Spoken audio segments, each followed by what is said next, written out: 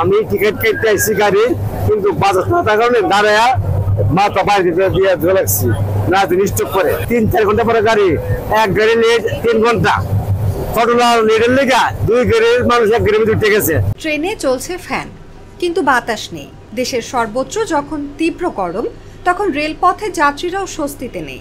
তবে ট্রেনের ভেতরে গরম থেকে বাঁচতে যে ফ্যান দেওয়া হয়েছে তা ঘুরলেও নেই কোনো বাতাস। ফ্যান তো পর্যাপ্ত পরিমাণে ফ্যান আছে, কিন্তু ফ্যানের যে বাতাস যে জিনিসটা আছে ওই জিনিসটা একেবারেই পাচ্ছি না। ফ্যানের কোনো বাতাস নাই, মানুষ কষ্ট করতেছে, যাত্রী অনেক কষ্ট করতেছে। অনেক ফ্যান যেগুলো আছে সেগুলো পর্যাপ্ত, কিন্তু ফ্যানের বাতাসগুলো পর্যাপ্ত না। এই জায়গায় এরকম অনেক বৃদ্ধ মানুষ আছে যারা স্ট্রোক করেও মারা যেতে পারে। এই জিনিসগুলো আসলে আমাদের নলেজে নেওয়া উচিত, যারা কর্তৃপক্ষ আছে তাদের আসলে এগুলো দেখাশোনা করা উচিত। ঢাকা থেকে নোয়াখালীগামী উপকূল এক্সপ্রেসের চ বগিতে দেখা যায় ট্রেনে গরমে কষ্ট পাচ্ছিল মানুষ, কিন্তু ফ্যানের বাতাস ছিল না।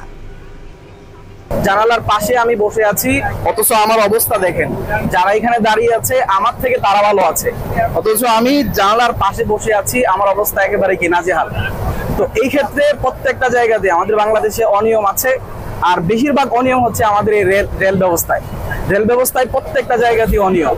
যেমন আমি কমলা পড়ে গেছি, টিকিট নাই আছে, টিকিট আছে এবং কি মানে সিটও আছে, তারা বলছে কি সিট নাই। কিছুক্ষণ পরে যখন মানুষ চলে গেছে তখন বলতেছে হুজুর টাকা আছে 100 টাকা দেন, অথচ টিকিটের দাম 45 টাকা, আমার থেকে নিচে 100 টাকা।